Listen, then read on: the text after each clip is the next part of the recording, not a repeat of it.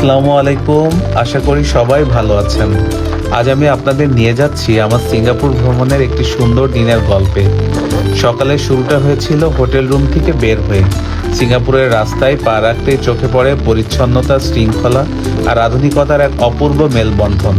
চারপাশে সবকিছু এত গোছানো, এত সুন্দর যে মনটা আপনি আপনি ভালো হয়ে যায়। এরপর আমরা রওনা দিই সিঙ্গাপুরের বিখ্যাত অ্যারাবিক এস্টেটের দিকে।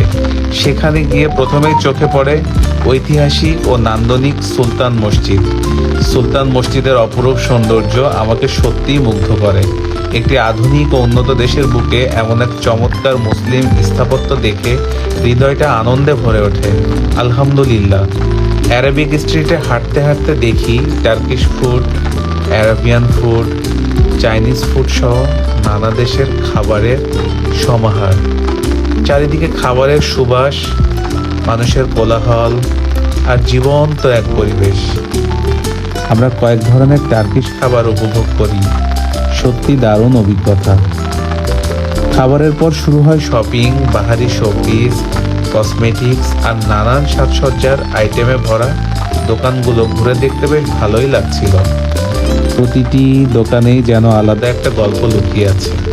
এরপর চোখে পড়ে অ্যারাবিক স্ট্রিটের আরেকটি অসাধারণ আকর্ষণ, দেয়ালে আঁকা লাইভলি পেইন্টিং। মানুষের ছবি, রঙের ব্যবহার আর শিল্পীর নিখুঁত হাতের কাজ দেখে মনে হয় এটা শুধু ছবি নয়, এটা এক একটা জীবন্ত শিল্পকর্ম। আমাদের মতো বিশ্বের নানা প্রান্ত থেকে ঘুরে আসা টুরিস্টরা খুব উপভোগ্য সময় পার করছিল। আমাদের দেখে তেমনটি মনে হচ্ছিল। সবকিছু মন ভরে উপভোগ করার পর আমরা যাত্রা শুরু করি সেন্টোসার দিকে। সেন্টোসা যাওয়ার পথে যে ট্রেনে উঠেছিলাম সেটাও ছিল ভ্রমণের দারুণ আনন্দের অংশ। ট্রেনের জানালার পাশে বসে বাইরে তাকিয়ে দেখি পরিপাটি রাস্তা।